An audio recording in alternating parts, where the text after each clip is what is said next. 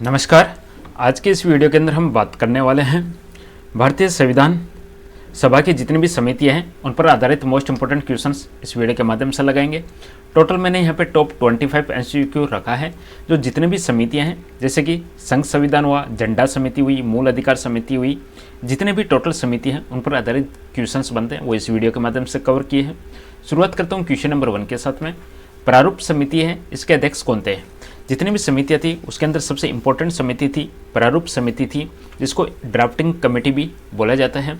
और इस समिति के अध्यक्ष कौन थे? तो यहाँ पे आपका करेक्ट आंसर बनेगा ऑप्शन नंबर सी के साथ में डॉक्टर भीमराव अंबेडकर। अंबेडकर को मिलाते हुए टोटल इसके अंदर 7 सदस्य थे, जिनमें गोपाल स्वामी अयंगर, कृष्ण स्वामी अयंगर, के.एम. मुंशी और डी.पी. खेतान, बी.एल. मित्तर और सैयद मोहम्मद सादुल्ला। चलिए अगला क्वेश्चन है, मूल अधिकार समिति के अध्यक्ष कौन थे? एग्जाम के दृष्टिकोण से ये क्वेश्चन काफ़ी इंपॉर्टेंट है और एग्जाम के दृष्टिकोण में ये क्वेश्चन बहुत ज़्यादा गलत भी होता है। गलत इसलिए होता है क्योंकि मूल अधिकार से संबंधित 2 समितियां हैं, एक समिति है और एक उप समिति है, इसलिए एग्जाम में ये कन्फ्यूजन होता है और एग्जाम में गलत होने की संभावना रहती है। तो समिति के अध्यक्ष कौन थे? मूल अधिकार समिति है, समिति के अध्यक्ष थे सरदार वल्लभ भाई पटेल, ध्यान रखिएगा। और उप समिति आपसे पूछ लिया जाए, उप समिति के अध्यक्ष कौन थे? मूल अधिकार की उप समिति के अध्यक्ष थे जे.बी. कृपलानी। दोनों क्वेश्चंस आपको ध्यान में रखना है, एग्जाम के दृष्टिकोण से वेरी वेरी वेरी इंपॉर्टेंट। अगला क्वेश्चन है, मूल अधिकार उप समिति फंडामेंटल राइट्स सब कमेटी, इसके अध्यक्ष कौन थे? तो उप समिति के अध्यक्ष की हम बात कर चुके हैं अभी जे.बी. कृपलानी अपना इस क्वेश्चन का सही जवाब बनेगा। अगला क्वेश्चन है, अल्पसंख्यक उप समिति के अध्यक्ष कौन थे? देखिएगा 2 उप समिति भी रखी गई थी, दोनों में से एक हम देख चुके हैं मूल अधिकार से संबंधित है, एक अपनी अल्पसंख्यक से संबंधित हो गई। उप समिति के अध्यक्ष कौन थे? तो यहाँ पे आपका आंसर बनेगा H.C. मुखर्जी।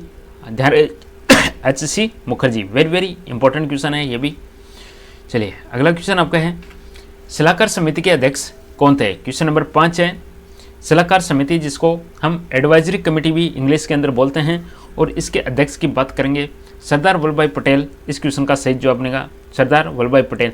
वल्लभ भाई पटेल के साथ में पास में कई समितियाँ थी, जैसे मूल अधिकार की समिति हो गई, अल्पसंख्यक समिति हो गई, इसके अलावा पटेल जी के पास में थी प्रांतीय संविधान समिति।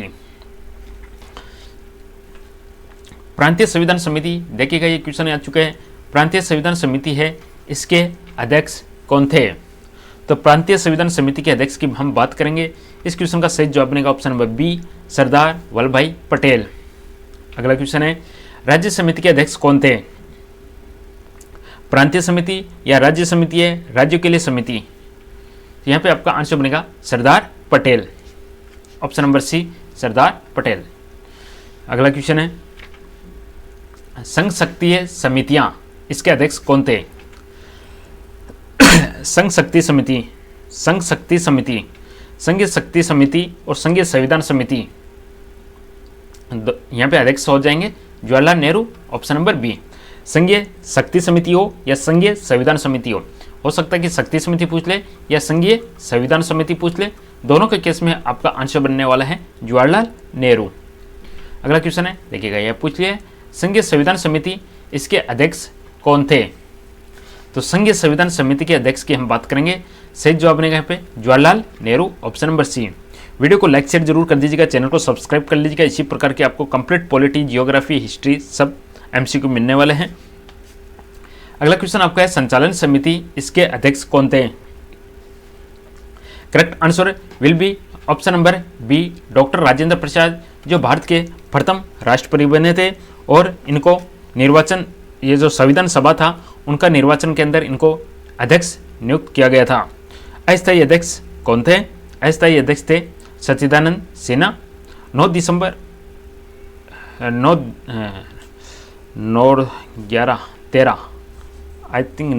1946 को पहली बैठक हुई थी दिल्ली के अंदर काउंसिल चैम्बर के अंदर। उसके बाद में, उसके 2 दिन बाद में 11 दिसंबर को चुनाव हुए थे और उसके अंदर इनको अध्यक्ष चुना गया था, और जस्ट 2 दिन बाद में संविधान सभा का उद्देश्य प्रस्ताव प्रस्तुत किया था जवाहरलाल नेहरू ने 13 दिसंबर 1946 को। अगला क्वेश्चन है, नियम समिति के अध्यक्ष कौन थे? नियम समिति के अध्यक्ष की हम बात करेंगे, करेक्ट आंसर हो जाएगा ऑप्शन नंबर सी के साथ में डॉक्टर राजेंद्र प्रसाद। तो राजेंद्र प्रसाद जी के पास में एक तो संचालन समिति थी, एक झंडा समिति थी, तदर्थ झंडा समिति, एक तदर्थ झंडा समिति के अध्यक्ष भी ये थे राजेंद्र प्रसाद जी।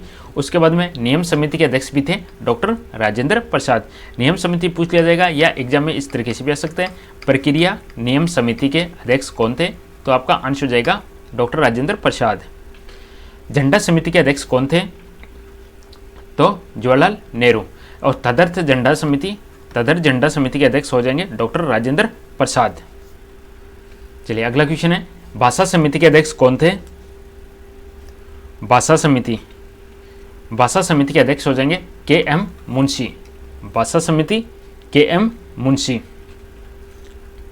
कन्हैयालाल माणिकलाल मुंशी, इनके पास में एक समिति और थी। के.एम. मुंशी के पास में कार्य संचालन समिति भी थी, कार्य संचालन समिति, के.एम. मुंशी। संविधान सभा के स्थायी अध्यक्ष कौन थे? तो हम बता चुके हैं आपको, 9 दिसंबर 1946 को सर्वप्रथम इसकी बैठक होती है, सच्चिदानंद सिन्हा अस्थायी अध्यक्ष नियुक्त किए जाते हैं। 2 दिन बाद में 11 दिसंबर 1946 को राजेंद्र प्रसाद जी निर्वाचित होते हैं। तो आंसर बनेगा फिर डॉक्टर राजेंद्र प्रसाद, ऑप्शन बी। अगला क्वेश्चन है, संविधान सभा के अस्थायी अध्यक्ष कौन थे? सबसे बुजुर्ग आदमी, सीनियर सिटीजन है, उनको अध्यक्ष बनाया गया था पहली बैठक के अंदर। और डॉक्टर सच्चिदानंद सिन्हा संविधान सभा के अस्थायी अध्यक्ष थे। जनजातीय क्षेत्र उप समिति, इसके अध्यक्ष कौन थे? जनजातीय क्षेत्र समिति, इसके इसके अध्यक्ष की बात करेंगे तो आंसर बनेगा ऑप्शन नंबर 1 के साथ में ए.वी. ठक्कर। ए.वी. ठक्कर आपका करेक्ट आंसर बनेगा। अगला क्वेश्चन है, वित्त एवं स्टाफ समिति के अध्यक्ष कौन थे? वित्त एंड स्टाफ समिति, तो वित्तीय समिति है, वित्तीय समिति के अध्यक्ष की बात करेंगे तो करेक्ट आंसर हो जाएगा डॉक्टर राजेंद्र प्रसाद। वित्तीय समिति के अध्यक्ष डॉक्टर राजेंद्र प्रसाद। संविधान सभा की सबसे महत्वपूर्ण समिति कौन सी थी? वेरी इंपॉर्टेंट क्वेश्चन एग्जाम का। संविधान सभा की जितनी भी समितियां थी उसके अंदर सबसे महत्वपूर्ण समिति थी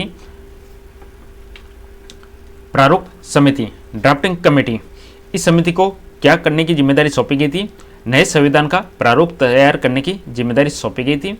इसका गठन होता है 29 अगस्त 1947 को इसका गठन होता है, अंबेडकर की अध्यक्षता में होता है, अंबेडकर इसके अध्यक्ष होते हैं और बाकी इसके अंदर टोटल 6 और होते हैं, कुल मिला के टोटल 7 इसके सदस्य होते हैं। संघ शक्ति समिति किससे संबंधित थी?